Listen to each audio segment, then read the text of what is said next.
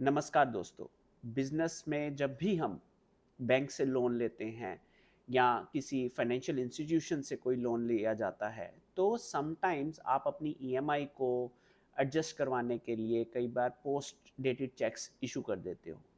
And most of the scenarios में जो financial institution होती है उसके ऑफिसेज तो अक्रॉस इंडिया रहते हैं, लेकिन आपने जो चेक जो इशू करे थे वो आपके लोकल बैंक अकाउंट के चेक थे। अब अगर हम इस सिचुएशन की बात करें कि जिसमें बैंक ने आपको लोन जो था आपकी लोकल एरिया में ही दिया, मान लो फॉर एग्जांपल चेन्नई में आपको लोन प्रोवाइड किया, आपको आपकी जो लोन की रीपेमेंट्स थी वो आपके चेन्नई के बैंक अकाउंट में से ही जा रही थी। उस लोन अकाउंट में अगर सारफेसी की प्रोसीडिंग्स भी शुरू करी बैंक ने, तो वो प्रोसीडिंग्स भी चेन्नई में ही बैंक ने शुरू करी। और अब इन सारे फैक्ट्स को ध्यान में रखते हुए जब आप चेन्नई में बेस्ड हो, आपके बैंक अकाउंट्स चेन्नई में बेस्ड हैं, जब आपके लोन जो थी, लोन की अमाउंट जो थी वो चेन्नई में बेस्ड थी, चेन्नई में ही ट्रांजैक्शंस हो रही थी, तब बैंक ने जो आपने कभी पोस्ट डेटेड चेक्स इशू करे थे बैंक को for the purpose of clearance of your EMI, तो वो जो चेक की क्लियरेंस बैंक ने सबमिट करी चंडीगढ़ में, almost thousands of kilometre away from your current location. तो इस सिनेरियो में अगर कल को चेक बाउंस हो जाता है, डिसऑनर्ड हो जाता है जो आपके द्वारा दिया गया है, तो क्या वो डिसऑनर्ड चेक की प्रोसीडिंग्स चेन्नई में होंगी या चंडीगढ़ में होंगी? आज हम इस वीडियो के अंदर इस की क्वेश्चन को एड्रेस करने वाले हैं in view of the judgment of the honourable supreme Court in the matter of Shri Sendur agro and oil industries, जो कि पेटिशनर थे, वर्सेस कोटक महिंद्रा बैंक। हम इस केस को डिटेल में समझेंगे, हम ये समझने की कोशिश करेंगे कि कोर कॉन्फ्लिक्ट क्या था इस जजमेंट के अंदर, जो कि itself is a judgment is in relation to the transfer petition के एस्पेक्ट में है। देन हम कोर लीगल क्वेश्चन भी समझने की कोशिश करेंगे, जो कि सेक्शन 1406 ऑफ सीआरपीसी है, जो कि ऑनरेबल सुप्रीम कोर्ट को एम्पावर करता है to entertain a transfer petitions in any criminal proceedings. इसका इम्पैक्ट सेक्शन 138 एनआई एक्ट की प्रोसीडिंग्स के ऊपर क्या आएगा वो भी समझने की कोशिश करेंगे। एक्यूज्ड पर्सन के क्या आर्गुमेंट्स थे, ऑब्वियसली इसमें एक्यूज पर्सन ही जो था एपिलेंट था, एंड कंप्लेनेंट के क्या आर्गुमेंट्स थे कि मैटर जो है वापस चेन्नई में नहीं जाना चाहिए, matter should be at the Chandigarh location only. Honourable supreme Court का डीपली जो एनालिसिस था उसको भी समझने की कोशिश करेंगे, and finally then we will try to understand कि इस जजमेंट का impact, being a businessman, being a representative of financial institution और द बैंक, इस जजमेंट का इम्पैक्ट आपके ऊपर क्या आने वाला है।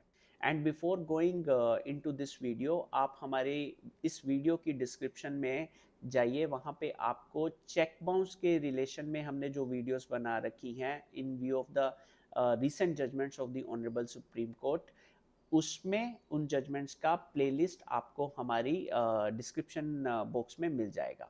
चलिए अब हम इस जजमेंट को समझने की कोशिश करते हैं और उसका इम्पैक्ट हम पर क्या आएगा उसको भी डिटेल में समझने की कोशिश करते हैं। तो जैसे कि हमने ऑलरेडी भूमिका सेट कर दी है कि इस केस के अंदर एक्यूज ने जो ट्रांसफ़र पिटीशन फाइल करी थी वो प्राइमरीली पर्पस ये था कि चंडीगढ़ से केसेस को ट्रांसफ़र कर दिया जाए वापस टू दी कोयम्बटूर रीजन, जहाँ से वो एक्यूज पर्सन रहता है, वहाँ पे अपना बिजनेस रन कर रहा है। जो एक्यूज पर्सन की कोर रिक्वायरमेंट इस ट्रांसफ़र पिटीशन में यही थी, उसकी सबमिशंस प्राइमरीली ये थी कि बिजनेस उसका जो है कोयम्बटूर में है, तमिलनाडु में है, और जो केस चंडीगढ़ में क्यों फाइल करे गए हैं, this is primarily because of the foreign shopping and doing harassment to the accused person. That is the key arguments of the accused person. इसी कारण से जो है एक्यूज पर्सन ने ट्रांसफर पिटीशन को फाइल किया, एंड एक्यूज पर्सन ने ये सारे फैक्चुअल्स भी प्लेस करे अपनी ट्रांसफ़र पिटीशन में, दैट पूरा का पूरा जो बैंकिंग रिलेशंस था accused person और कोटक महिंद्रा बैंक में, that was primarily based in the Coimbatore branch. जो लोन प्रोसेस हुआ, जो अकाउंट मेंटेन हुआ, वो भी कोयम्बटूर में हुआ. जो ईएमआई जो डिडक्शन हो रखी है, जो बैंक अकाउंट था एक्यूज पर्सन का, जो ईएमआई डिडक्ट हो रही थी, वो भी कोयम्बटूर अकाउंट से हो रही थी. बैंक ने इस मैटर में सारफेसी की प्रोसीडिंग्स को भी इन्वोक किया था. तो वो जो प्रोसीडिंग्स हैं, सारफेसी की रिकवरी प्रोसीडिंग्स, वो भी कोयम्बटूर में ही हो रही थी. तो एक्यूज पर्सन ने बोला कि अब आपने एक तरफ से सेम लोन अमाउंट है, सेम लोन के रिलेशन में ही मैंने ये चेक इशू करे थे, तो आपने ये जानबूझकर जो चेक बाउंस की प्रोसीडिंग्स हैं, जो चेक डिसऑनर की प्रोसीडिंग्स हैं, वो आपने इनिशिएट कर दी हैं चंडीगढ़ के अंदर. उसके कारण I cannot speak Hindi, I cannot speak local language of the Chandigarh. So इस कारण से मेरा जो है कंप्लीटली मेंटली हरासमेंट हो रही है, मेरे को इनकन्वीनियंस हो रही है, लैंग्वेज का इशू है, और इवन मेरे सेफ्टी कंसर्न्स भी वहाँ पर हैं. तो इस कारण से ये मेरी ट्रांसफ़र पिटीशन को ऑनरेबल सुप्रीम कोर्ट एक्सेप्ट किया जाए. तो when this matter reached before the honourable supreme Court, so जो interim findings I honourable supreme Court की, if we see this para prima facie, it appears that entire transaction had taken place in Coimbatore, state of Tamil Nadu. However, the bank seems to have filed complaints under section 138 of the NI Act in Chandigarh. Now please see, the bank owes an explanation why it thought fit to file complaints in Chandigarh and not in Coimbatore. So interim order में जब honourable supreme court ने stay भी provide किया, तब तक इस matter में proceedings नहीं बढ़ेंगी जब तक ये ट्रांसफ़र पिटीशन पे डिसीजन नहीं आ जाता. तो honourable supreme Court sought answer from the Kotak bank कि ऐसा क्या ज़रूरत थी कि आपको सारे के सारे मैटर्स, एक तरफ से लोन प्रोसेसिंग के रिलेशन में जो मैटर्स हैं, वो सारे मैटर्स तो आप कोयम्बटूर में चला रहे हो, जैसे सारफेसी प्रोसीडिंग्स हो गए, लेकिन चेक डिसऑनर के मैटर्स आप चंडीगढ़ में फाइल कर रहे हो. एंड अपने इस स्टैंड को हाईलाइट करने के लिए जो एक्यूज पर्सन थे, अपने रिटर्न सबमिशन में दे रिलाइड अपॉन द 3 जज bench of the honourable supreme Court in Harman Electronics Limited versus National Panasonic, जिसके अंदर इस जजमेंट के अंदर अगर हम फैक्ट्स की बात करें, सो बेसिकली इस जजमेंट में 4 जो चेक बाउंस की कंप्लेंट्स थी, 4 डिफरेंट लोकेशंस में जो फाइनेंशियल इंस्टीट्यूशन थी, जो बैंक था, उसने ये चेक डिसऑनर की प्रोसीडिंग्स फाइल करी थी. एंड इस जजमेंट में ऑनरेबल सुप्रीम कोर्ट ने ये ऑब्जर्व किया था कि 4 डिफरेंट चेक बाउंस की कंप्लेंट्स जो थी, 4 डिफरेंट लोकेशंस में बैंक ने जो फाइल करी है, तो उसके कारण it causes grave harassment to the accused. It is therefore honourable supreme court ने हेल्ड किया कि हमें जो है बैलेंस स्ट्राइक करना पड़ेगा between the rights of the complainant and the rights of the accused vis-a-vis with the provisions of the code of criminal procedure. So अब rule of the law में एटलीस्ट ये पोजीशन तो clear हुआ कि okay, जब आप same transaction, loan amount की transaction के लिए अगर 4 चेक्स इशू हुए हैं, 4 चेक्स डिसऑनर्ड हो गए, और बैंक ने 4 डिफरेंट लोकेशंस के ऊपर क्रिमिनल कंप्लेंट फाइल कर दिया, तो then this will cause definitely a grave harassment to the accused.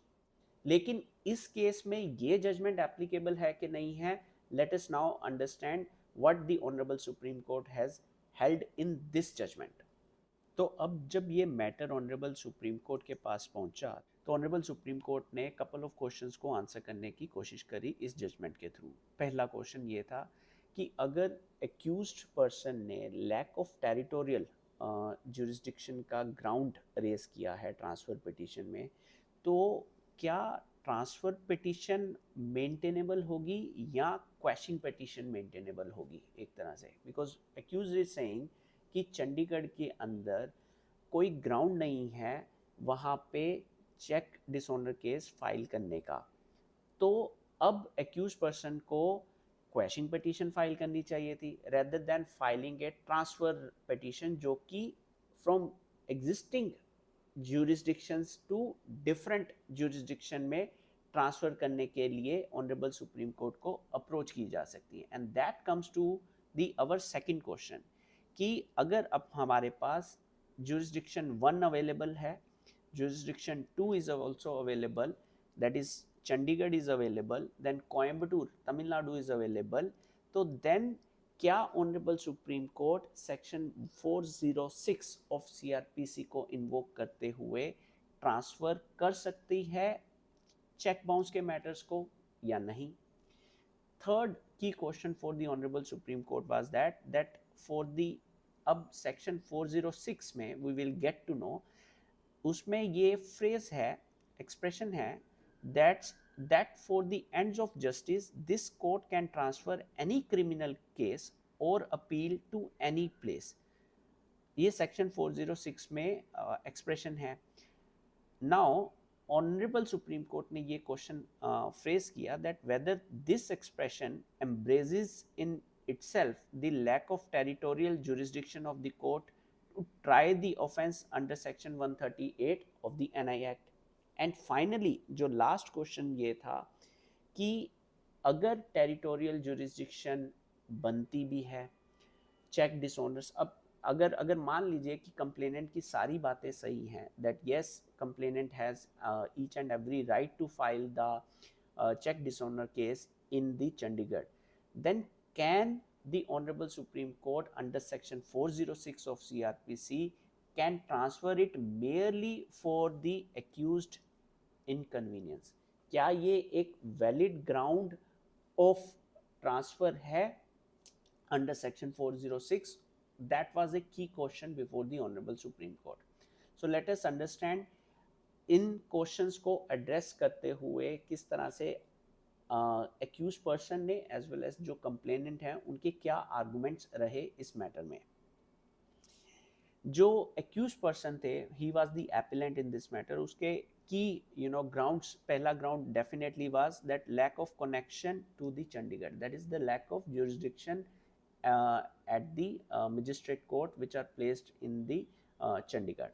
So क्योंकि the reason was obvious that entire transaction जो थी तमिलनाडु में हो रखी है और एक्यूज पर्सन ने ये एलिगेशंस लगाए that the purpose of filing the cheque dishonour matters in Chandigarh was nothing but only to seek forum shopping and ensuring that a major inconvenience should happen to the accused person so that इस inconvenience से बचने के चक्कर में जो accuse person है उन check dishonour की जो अमाउंट है वो रिलीज कर दे. सेकंड जो ग्राउंड, जो बंडल ऑफ ग्राउंड्स को अगर हम क्लब कर दें तो that was primarily that ground of inconvenience was taken for the ground to transfer the matter from Chandigarh to the Coimbatore. Travel and cost है, language barrier है, safety concerns है. So these are all the personal inconveniences to be faced by the accused person while appearing, while defending himself in the Chandigarh check dishonor matters. On the other hand, अगर हम complainant की बात करें जो कि Kotak Mahindra bank है इस matter में, जो कि रिस्पोंडेंट है, तो उनका primarily जो रिस्पॉन्स था that was a very critical and strong defense was there, in fact, that the section 142 of the NI Act जिसके अंडर बैंक को राइट था, लेकिन ये राइट एक्रू कहाँ से हुआ? Because the bank told that हमारे जितनी भी जो कलेक्शन अकाउंट है इस मैटर में, वो collection account is based in Chandigarh. So then as per subsection 2 of the section 142, जब बैंक ने अपने ये जो चेक्स थे, जो एक्यूज के जो चेक्स थे, उनको प्रेजेंट किया इन इट्स कलेक्शन अकाउंट जो कि बेस्ड इन चंडीगढ़ है, तो चेक्स जो थे तब डिसऑनर्ड हो गए. So sub section 2 of the section 142 empowers the bank to file the check dishonor case in Chandigarh itself. So the bank said that जो आर्गुमेंट है एक्यूज पर्सन का कि चंडीगढ़ कोर्ट को कोई जुरिस्डिक्शन नहीं है चेक डिसऑनर मैटर्स को entertain करने का, वो आर्गुमेंट फ्लॉड आर्गुमेंट है, लीगली इनवैलिड आर्गुमेंट है। And the second crucial fact जो एप्लीकेंट बैंक ने ये प्लेस किया before the honourable supreme court, that total जो है इस एक्यूज पर्सन के against 23 matters are running in Chandigarh.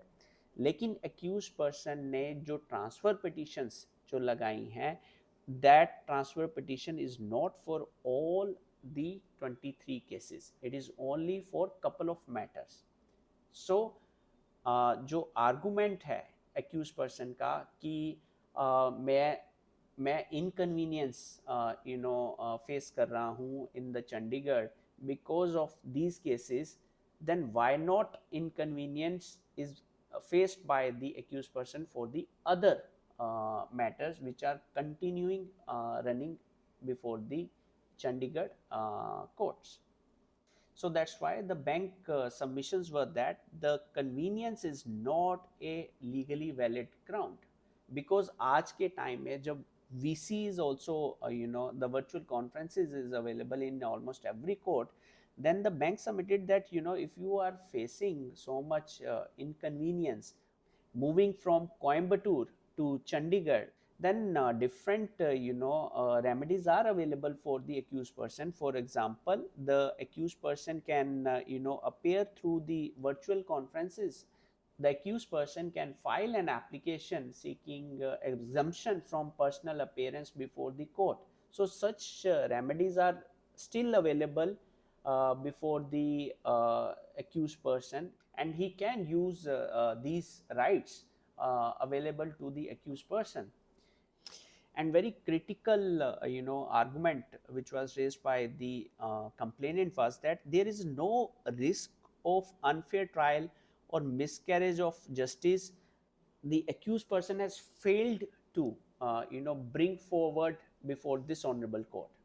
It is only the ground of inconvenience, rather than if the accused person would have raised the defense of miscarriage of justice, unfair trial, biased trial is happening at Chandigarh, then the accused person might have favorable chances of getting relief in this transfer petition. But merely saying that the Chandigarh is far from the accused person location, the Chandigarh location is going to cause lot of inconvenience to the accused person.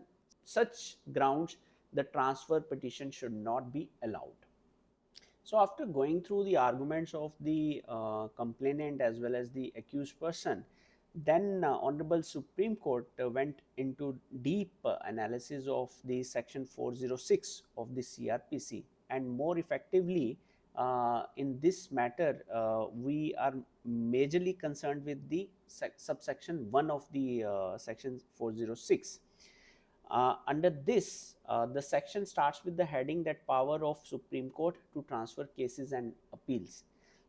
If we just read it for the sake of convenience of our viewers, whenever it is made to appear to the Supreme Court that an order under this section is expedient, now please see, is expedient for ends of justice, it may direct that any particular case or appeal be transferred from one high court to another high court, or from a one criminal court subordinate to one high court to another criminal court of equal or superior jurisdiction subordinate to another high court. So basically जब दो states के बीच में आपको transfer करवाना है अपनी criminal proceedings को, अपने क्रिमिनल मैटर को, एक मैटर चल रहा है पंजाब में, एक मैटर चल रहा है हरियाणा में, तो अगर आपको पंजाब से हरियाणा में मैटर को शिफ्ट कराना है तो देन आपको ट्रांसफ़र पिटीशन अंडर 406 CRPC के थ्रू ही जाना पड़ेगा। अगर आपको मैटर ट्रांसफ़र करवाना है within the states, then you have to approach the respective honorable high court of that particular state. So coming back to this analysis in this judgment, अगर हम ये देखें तो ऑनरेबल सुप्रीम कोर्ट ने para 31 of this judgement में clearly जो momentum था इस एनालिसिस का वो सेटअप कर दिया that a case is transferred by virtue of powers under section 406 only if there is a reasonable apprehension on the part of a party to a case that justice will not be done.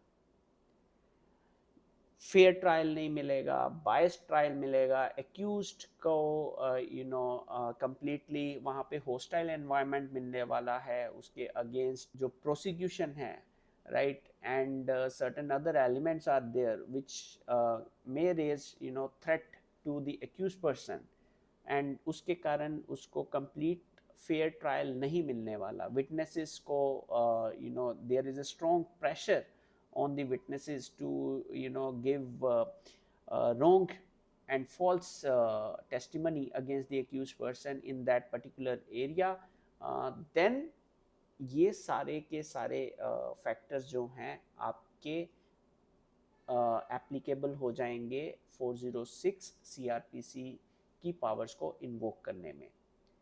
अब की question हमारे पास इस judgement में ये था, क्या inconvenience cause to the accused person, कि उसको लैंग्वेज बैरियर है, उसको ट्रैवलिंग का डिस्टेंस बहुत ज़्यादा है, क्या ये सारे फैक्टर्स एक्टिवेट करेंगे 406 की पिटीशन को in favour of the accused person या नहीं? Let us understand honourable supreme court ने क्या बोला. इनफैक्ट ऑनरेबल सुप्रीम कोर्ट ने कपल ऑफ सिनेरियोस को भी डिस्कस किया कि अंडर व्हाट सर्कमस्टांसेस 406 CRPC जो है एक्टिवेट हो जाना चाहिए. फॉर एग्जांपल, अगर स्टेट मशीनरी एंड प्रोसिक्यूशन दोनों they are acting hand in glove with the accused, और फेयर चांसेस है कि miscarriage of justice will be done for the victim, then definitely 406 की पावर्स को एक्टिवेट किया जाना चाहिए. देन अगर materially if there is a material to show that accused has influenced the prosecution witnesses or caused physical harm to the complainant, then definitely for the complainant के लिए 406 can be a route to transfer the matter to another state.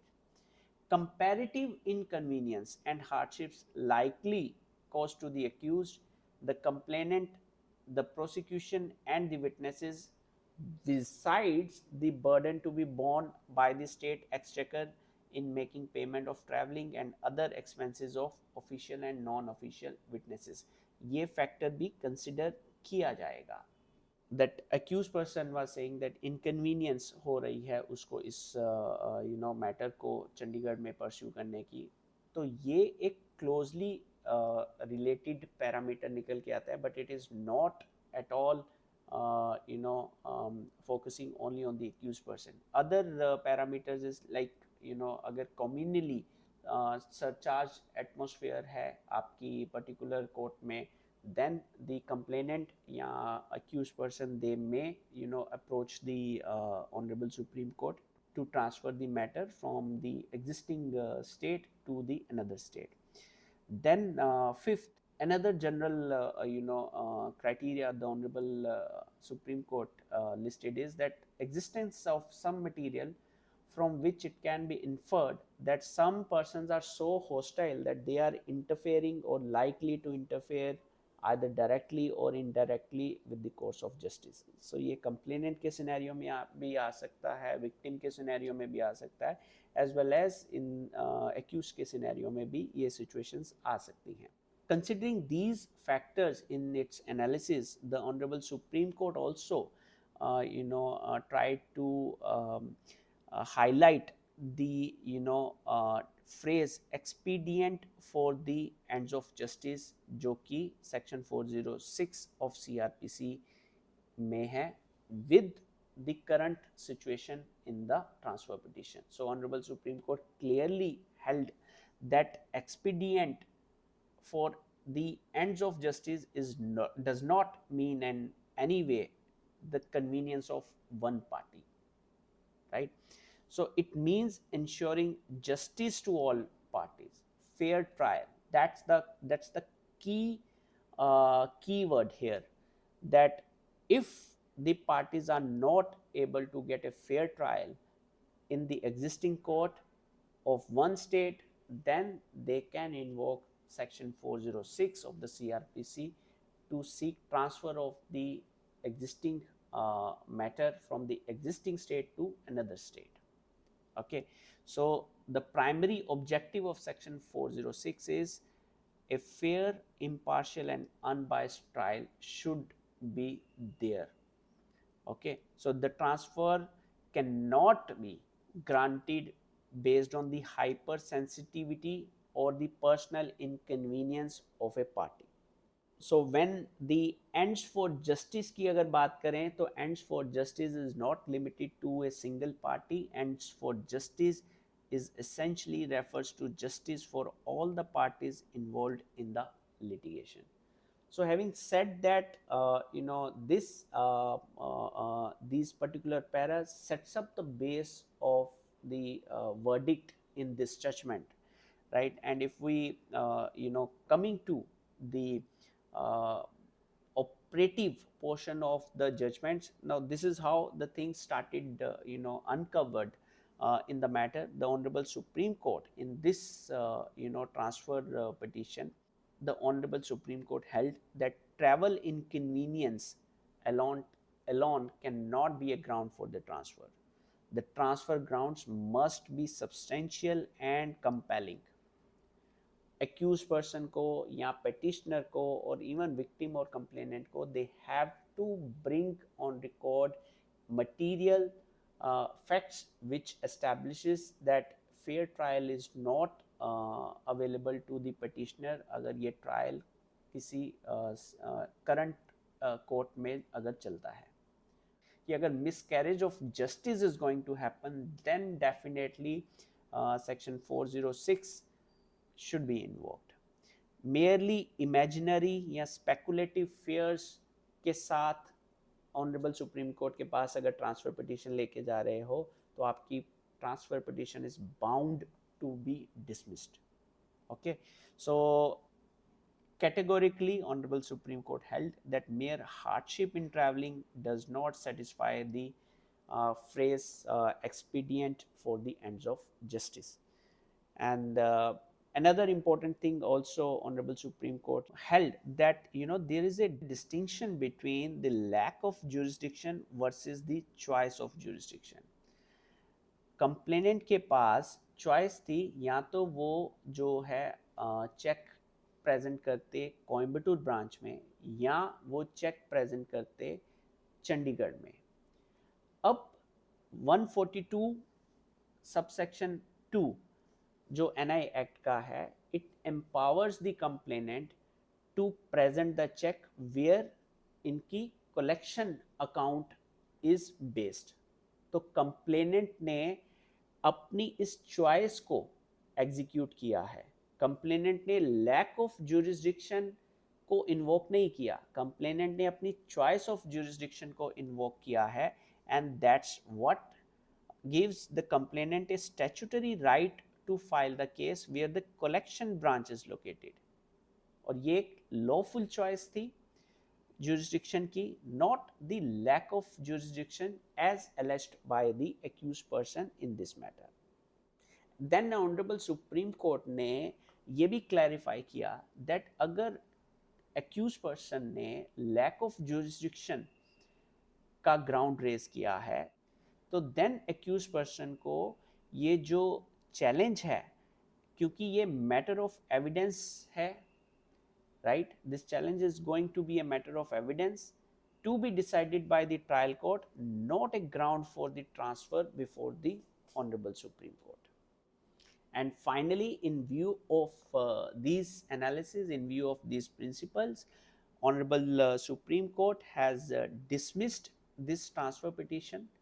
The Supreme Court found that the petitioner failed to justify the transfer, and hence there are no exceptional circumstances exist in the transfer petition, जिसके in view of which the Honorable Supreme Court can invoke the section 406 of this CRPC, और ये जो transfer petition थी वो dismiss होती है। अगर हम लर्निंग के पर्सपेक्टिव में बात करें तो एक्यूज पर्सन के लिए की इंसाइट ये है that do not go for such kind of reasons and file the transfer petition unless and until you do not have strong evidence of miscarriage of justice, or you have evidence that you will not get a fair trial in the existing court. You will be failing before the Honorable Supreme Court in your transfer petition.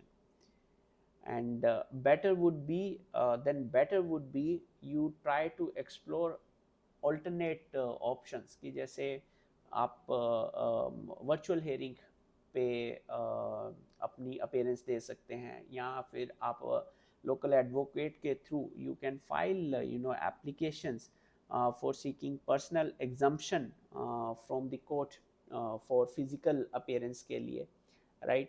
So the options which are available to you must be exercised in view of the law available for you, but do not jump and file transfer petitions merely on the grounds of inconvenience. And अगर हम complainant के perspective में बात करें तो अगर आपके पास jurisdiction है, if you are not lacking on the jurisdiction part, then your right to choose jurisdiction is a very strong right? Secondly, you will be, as a banking institution or as a financial institution, you must be facing such frivolous transfer petitions from the accused person perspective. You must defend it very strongly. This judgment is definitely going to help you in defending your stand against such frivolous transfer petitions. And this sums up our video on this transfer petition related judgment delivered by the Honorable Supreme Court in the year 2025. Don't forget to share this video with your friends or colleagues who are going through the check bounce matters and who are facing similar issues. If they have to go to another state to defend themselves, they must utilize the guidance available through this judgment. This will help them to appropriately strategize their defense strongly, rather than filing merely frivolous transfer petitions. And in case you have any specific questions for us, you can send us an email. Our email ID is on the screen, or you can also put your questions in the form of comments in the comment section. We will try to respond to your email or the comments on priority basis. And if you wish to continue receiving such recent updates on the NI matter, you can subscribe to our channel. And thank you very much for going through this video. Jai Hind.